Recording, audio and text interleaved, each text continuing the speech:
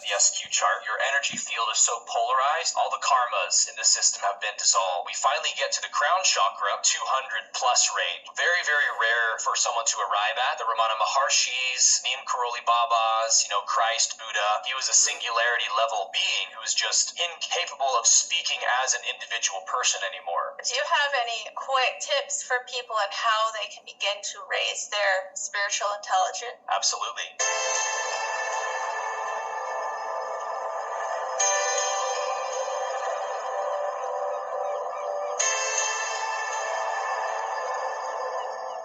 Hello, everyone. Welcome back. I'm so honored and excited to be here today with Aaron Abke. Welcome, Aaron. Thank you for being here. Thanks for having me, Melissa. My pleasure. Absolutely. So let's just start. And if you wouldn't mind, just tell us a little bit about yourself and your journey and a little bit about your enlightenment experience that you had. Sure. Well, and I were just talking about before the show started how we both grew up religious. And so that was where everything kind of began for me in my life, was growing up as a pastor's kid in evangelical Christianity in the Bay Area of California. And was a very devout Christian, very sincere in my faith, loved Jesus more than anything, talked to Jesus all day in my head, that kind of Christian.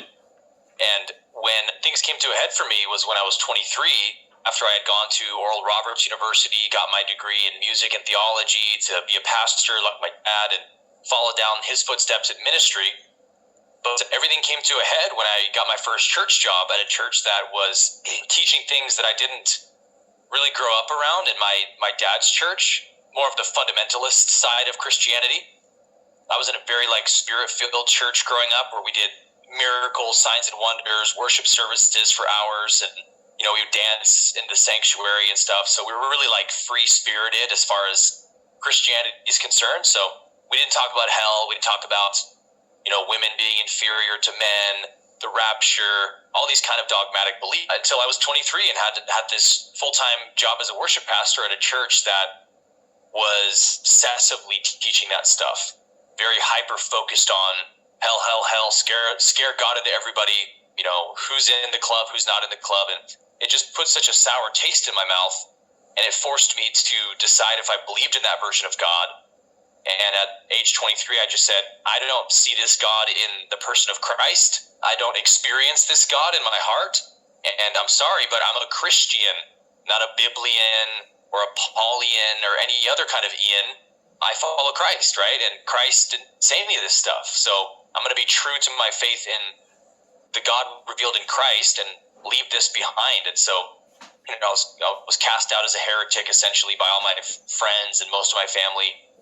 So I kind of blew my life up, moved back to Oklahoma where I'd gone to college, started seeking, any spiritual tradition that I could find that resonated, which obviously was Eastern traditions, beginning with Buddhism and then more heavily since then has been Hinduism, and really understood non-duality for the first time. And that was very helpful for growing up in a religion that didn't really teach the knowledge of God at all. We didn't have, any understanding of the divine, metaphysically speaking. I mean, the closest thing you could say Christians have would be the doctrine of the Trinity, which, has some good angles, I would say, but is mostly, a human invention or attempt to understand the nature of the divine. So I was really satisfied with the understanding of God, but kind of abandoned the devotional worship aspect of my faith for many years until I began to sort of run dry on the inside, and that inner worshiper in me that I'd